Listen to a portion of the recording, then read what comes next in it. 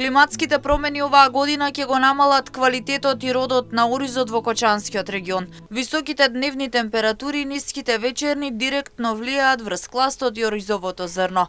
Пред почетокот на жетвата оризопроизводителите велат дека родот ќе биде далеку од добар.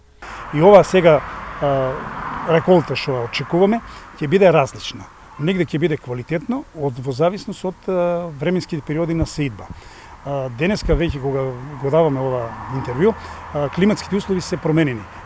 Вечерите се многу ладни, дените не се баш наклонени према оризот, така да ние сега тие сончеви 360 дена што ги очекуваме дека имаме за оризот 160 дена сончеви добри денови ќе ги немаме и не можеме да се пофалиме дека ќе имаме добар квалитет, бидејќи на самите кластове сега може да видите дека имаме бели зрна, тоа се од нокните ниски температури кои ги имаме во вечерните часови и утринските денови.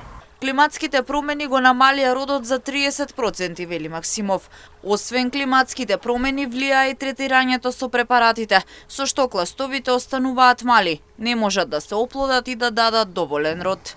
Тоа се така речено климатски промени на температурите, од високи дневни температури на вечерни ниски и тогаш самото зрно не може да се оплоди, останува празно, шупливо ние викаме и тогаш нема род, тоа останува празно. Се плашиме дека доколку дојде до таа постапка дека голем дел од зрната ние што викаме еден клас ваков треба да има негде од 150 до 180 зрна. Се плашиме дека може да дојдеме до 100.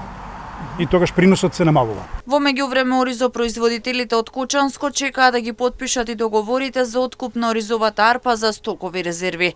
Предвидено е да се откупат околу 2400 тони.